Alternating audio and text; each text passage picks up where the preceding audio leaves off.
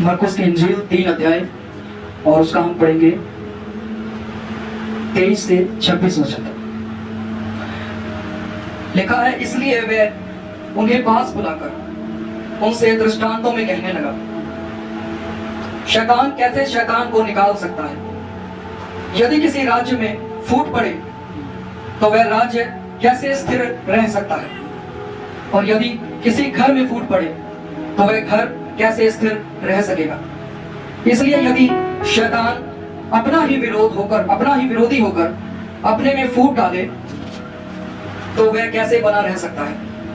उसका तो अंत ही हो जाएगा। हालेलुया।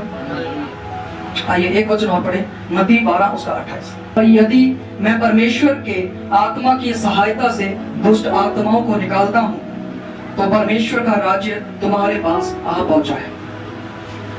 हालेलुया।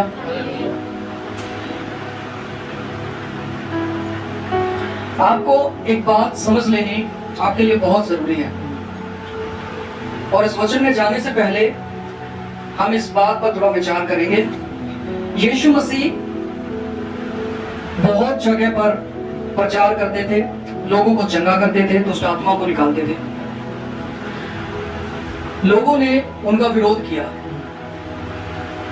जो अपने आप को बुद्धिमान कहते थे, समझदार कहते थे, उन्होंने कहा कि ये दुष्ट आत्माओं का सरदार की सहायता से शैतान को या दुष्ट आत्मा को निकालता है। यीशु मसीह ने अपने जवाब में उन्हें बताया कि शैतान जो है वह शैतान को निकाल नहीं सकता, और ये हमारे सामने लिखित में दिया गया है। कोई भी ऐसा व्यक्ति जो खुद शैतानी मार्ग पर है, वो किसी दूसरे में से शैतान को निकाल नहीं सकता है, किसी दूसरे में से दुष्ट आत्माओं को निकाल नहीं सकता है। कोई भी ऐसा व्यक्ति जो खुद मूर्ति पूजा में है, किसी दूसरे को आजाद नहीं कर सकता है। जो कोई भी व्यक्ति खुद किसी पाप में, बुराई में उलझा हुआ है, वह दूसरों को उसे आजाद नहीं कर सकता है। तो इससे उल्ट होगा क्या? शैतान या दुष्ट आत्माएं निकलेंगी नहीं, बल्कि उनके जीवन में और भी ज्यादा बुरा प्रभाव जो है वह पड़ जाएगा। हालेलुया। अगर कोई व्यक्ति ऐसा है जो खुद दुष्ट आत्माओं से घिरा हुआ है और वह कहे कि मैं किसी दूसरे व्यक्ति को फ्री कर दूं, ऐसा नहीं हो सकता, क्योंकि शैतान या दुष्ट आत्माएं जो है वे छिप जाएंगे, वे छिप कर काम करेंगे। हालेलुया। समझ रहे नहीं? वे छिप कर काम करेंगे। इसीलिए वचन कहता है कि जब एक दुष्ट आत्मा इधर उधर जाती है तो वह वापस भी आती है और देखती रहती है, वह छिप करके देखती है।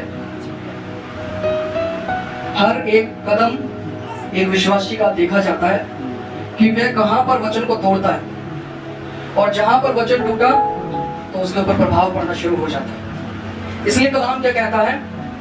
ऐसा कोई भी जो खुद अंधेरे में है दूसरों को ज्योति नहीं दिखा सकता। हालेलुया। शैतान को नहीं निकाल सकता है, बल्कि अगर कोई निकालने की कोशिश भी करेगा तो किसी दूसरे के जीवन में उसके गलत प्रभाव हो सकते हैं। दूसरा कोई व्यक्ति और ज्यादा बुराई में, और ज्यादा पाप में, और ज्यादा बंधनों में चला जाएगा, फिर आजाद नहीं हो पाएगा। हालेलुया। ऐसी बहुत सारी एक एग्जांपल्स मेरे पास है जो मैं आपको दे सकता हूं। एक व्यक्ति जो चाहता था कि मेरा शराब पीने का जो आदत है छूट जाए, किसी के पास जाता है, वहां पर उसके लिए प्रार्थना होता है, पर उसका शराब पीने का जो आदत था वह छूटा नहीं। लोगों के सामने वह बंद हो गया, उसने शराब पीनी बंद कर दी, पर पीछे से जो दुष्ट आत्माएं काम कर रही थी, उन्होंने शराब की जगह पर उसके जीवन में जो मेडिकल नशा होता है वो डाल दिया। समझ पा रहे? उसकी हालत जो है पहले से और भी ज्यादा खराब हो गई। वो जिस किसी के भी पास गया था प्रार्थना कराने के लिए, लोगों के सामने क्या दिखाया गया कि वह आजाद हो गया है, और उसके जीवन से ऐसा लगा भी कि वह आजाद हो गया है, पर वह असल में आजाद नहीं हुआ था, और भी ज्यादा उसकी हालात जो है बिगड़ गए थे। इसलिए कोई भी ऐसा व्यक्ति जिसका जीवन खुद प्रार्थना का जीवन नहीं है, जिसका जीवन परमेश्वर के अधीन नहीं है, वह शैतान को भगा नहीं सकता है। हालेलुया। समझ रहे थे? तो विश्वासियों को ये छोटी सी जो चीज है ना बाइबल में जो लिखी है, ये समझने की जरूरत है कि शैतानी ताकत ही दूर नहीं कर सकती है, खत्म नहीं कर सकती है। शैतानी ताकत को पवित्र आत्मा की जो पवित्र शक्ति है वही दूर कर सकती है। हालेलुया।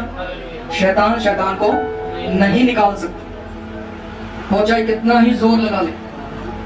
जैसे कि पुराने नियम में, ये स्टोरी थोड़ी अलग है पर समझने के लिए हम देखते हैं, पुराने नियम में बाल के देवताओं ने अपने आप को बहुत मारा पीटा, खून भी निकाल लिया खुद के मार के, बहुत कुछ किया, पर क्या उन्होंने जब तक अपने देवता को पुकारते रहे वो नहीं आया। इसी तरीके से कोई भी ऐसा व्यक्ति कितना ही जोर लगा ले कि किसी में से दुष्ट आत्मा निकल जाए, निकलेगा नहीं। एक और एग्जांपल है, जब हम पौलुस के विषय में देखते हैं कि कुछ लोग ऐसे थे जो पौलुस को नोटिस करते थे, देखते थे, वो कहते थे कि हम भी ऐसा करेंगे।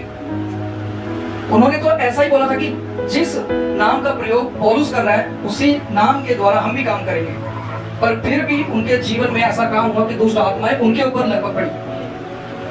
हालेलुया। और अगर कोई किसी दूसरे नाम से निकालने की कोशिश करेगा तो क्या आपको लगता है वो निकल जाएंगे? उन लोगों ने बोला कि जिस नाम का प्रयोग पौलुस करता है उसी नाम से हम भी तुझे आज्ञा देते हैं, इसमें से निकल जा।